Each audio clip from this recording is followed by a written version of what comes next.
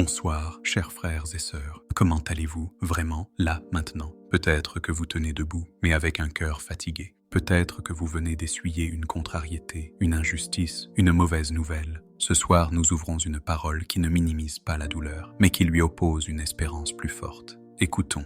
Heureux l'homme qui supporte patiemment l'épreuve, car après avoir été éprouvé, il recevra la couronne de vie que le Seigneur a promise à ceux qui l'aiment. Jacques, chapitre 1, verset 12. Jacques écrit à des croyants dispersés, bousculés par des tensions, par des soucis très concrets du quotidien. Son style est direct, pastoral, pratique. Il ne romantise pas la souffrance, elle nous apprend à la vivre avec Dieu pour qu'elle devienne un lieu de croissance et non un piège qui enferme. Quand il dit « supporter patiemment », il ne demande pas de serrer les dents en silence. Il parle d'une constance habitée, choisir, jour après jour, le côté de la confiance, de la vérité, de l'amour, même si l'émotion crie l'inverse. C'est une patience active, elle refuse les raccourcis destructeurs, amertume, mensonge, vengeance. Elle s'appuie sur la fidélité de Dieu. Heureux, dit Jacques, le mot surprend. Comment la joie pourrait-elle habiter l'épreuve? La joie chrétienne n'est pas un sourire forcé, c'est la présence de Dieu qui se rend sensible au cœur, une paix plus profonde que l'orage, une lumière assez forte pour traverser la nuit. Être heureux dans l'épreuve, c'est vivre accompagné. Jésus ne reste pas au bord de la route, il marche avec vous, il porte avec vous, il parle dans la tempête, par une parole qui s'allume, par une main fraternelle posée sur votre épaule. Regardons la promesse, la couronne de vie. Dans la Bible, ce n'est pas un bijou de luxe, c'est la couronne du coureur à l'arrivée, le signe d'une course achevée. Couronne de vie veut dire plénitude, la vie du Christ en vous, dès maintenant, et son accomplissement quand vous le verrez face à face. Dieu ne promet pas une vie sans obstacles, il promet une vie plus grande que les obstacles, une vie qui mûrit dans la fidélité. Alors, comment marcher concrètement avec cette parole? Je vous propose 5 mouvements simples, faisables pour cette semaine. 1. Accueillir la vérité du cœur. Dieu n'a pas besoin d'une version propre de vos émotions. Dites-lui ce qui pèse, peur qui serre, injustice qui brûle, solitude qui vide, fatigue qui alourdit. Si c'est difficile, écrivez 3 phrases. Seigneur, j'ai mal, parce que cette honnêteté est déjà foi. 2. La prière brève, vraie, répétée. Choisissez une phrase ressort. Jésus, j'ai confiance en toi. Ta grâce me suffit. Seigneur, conduis-moi. Répétez-la avant un appel, en entrant au travail, en vous couchant. Ajoutez la lecture lente d'un psaume, 23, 27 ou 46. 3. Cherchez un appui humain et spirituel. La foi ne se vit pas en solitaire héroïque. Identifiez une personne de confiance et dites-lui « Marchons ensemble cette semaine ». 10 minutes suffisent. Un fait, une prière, une décision. Et si l'épreuve touche votre santé, osez consulter. Dieu se sert aussi des soignants. 4. Posez un acte de bien au cœur de la tempête. Quand tout en vous se replie, choisissez un petit acte d'amour.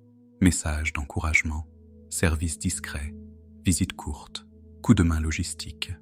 Non pour vous oublier, mais pour laisser l'amour circuler. 5. Ancrez le regard dans la promesse. Écrivez. Après avoir été éprouvé, il recevra la couronne de vie. Placez cette phrase là où vos yeux tombent souvent. Quand l'angoisse monte, lisez-la doucement. Rappelez-vous, ce n'est pas votre performance qui vous sauve. C'est la fidélité d'un Dieu qui tient sa parole. Votre part, aimer le Seigneur aujourd'hui, dire oui avec ce que vous avez et avancer d'un pas.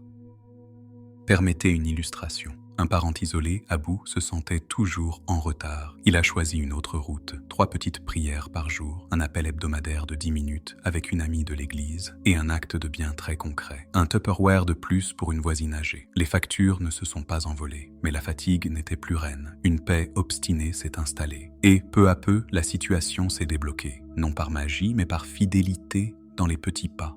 Autre scène, un jeune pro blessé par une remarque injuste brûlait de répondre sèchement. Il a retenu sa parole, il a écrit à Dieu sa colère. Le lendemain, il a parlé calmement à son collègue, fait à l'appui. Entre-temps, il a envoyé un message d'encouragement à un ami en difficulté. Il n'a pas réprimé ses émotions, il les a orientées. Et la promesse de Jacques s'est inscrite dans son corps. Heureux, car tu recevras la couronne de vie.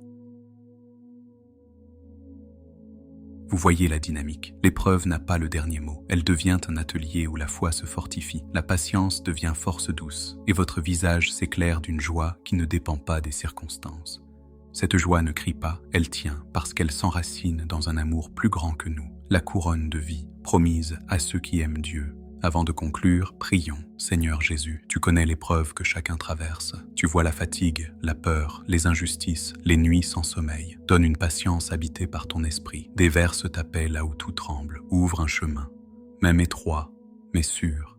Place une personne fidèle à nos côtés. Apprends-nous la prière simple, l'acte d'amour discret, le courage de la vérité, et que la promesse de la couronne de vie mette une lumière douce sur nos pas. Amen. Frères et sœurs, gardez cette parole comme une encre pour les prochains jours. Heureux celui qui supporte patiemment l'épreuve, il recevra la couronne de vie. Jacques, chapitre 1, verset 12. Que cette promesse vous tienne, non pas comme une injonction, mais comme une main qui vous relève. Après, il recevra la couronne de vie. Et vous, dans quelle épreuve avez-vous besoin de patience aujourd'hui? Et quel premier petit pas allez-vous poser d'ici demain?